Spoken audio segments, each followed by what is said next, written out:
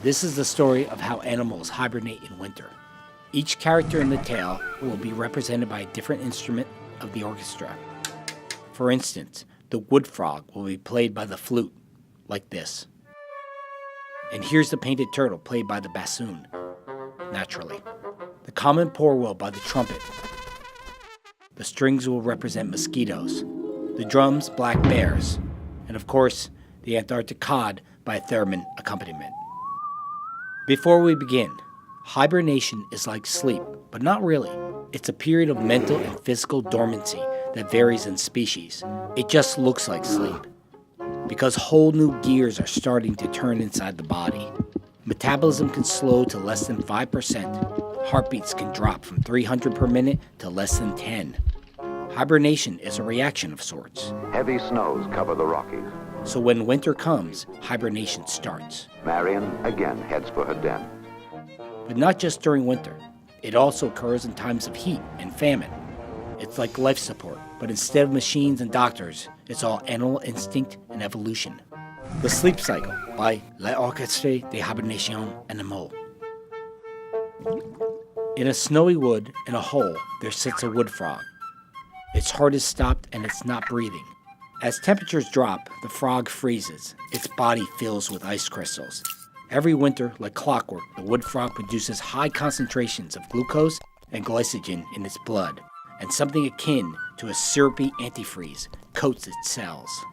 As a result, its vital organs are protected even though up to 2/3 of the water in the frog's body is ice. Just then, a painted turtle breathed through its butt in an ice-covered pond. Sort of. A hibernating turtle in water slows its metabolism, lowering its energy and oxygen demands. Unable to surface for air, the turtle does something kind of amazing.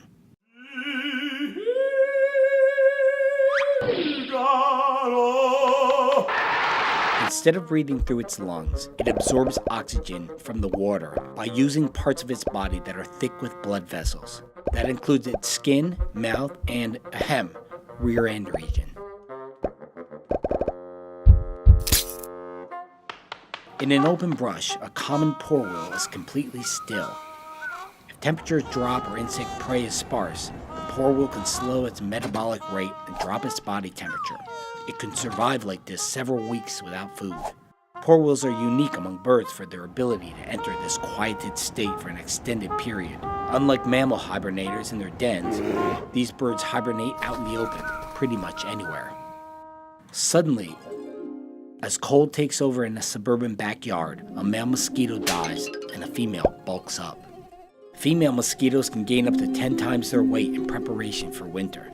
Then they go into a diapause, which, unlike hibernation, is a complete suspension of development. In a hole in the ground, bigger than the frog's of course, a hibernating black bear breaks down fat tissues. This supplies its body with water and up to 4,000 calories every day.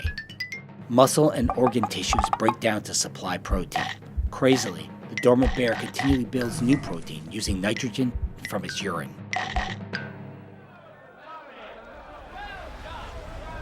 Deep in the dark depths of the Antarctic, a cod is semi-comatose. It has reduced its feeding and slowed its heart rate, 20 times less active in winter compared to summer. Winter water lowers the metabolism of many fish, but in the always cold waters of the Southern Ocean, it's not temperature that triggers the cod's dormancy. It's lack of light. Imagine winter in the Antarctic, no sun for months. Without light, it becomes harder to hunt for prey and harder to survive, unless, of course, you can hibernate.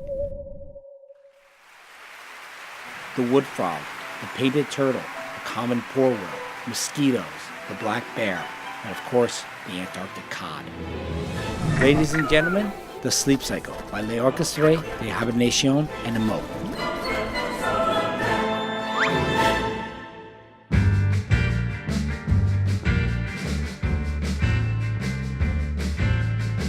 Sur les bords de la rivière, j'ai écrit ton nom.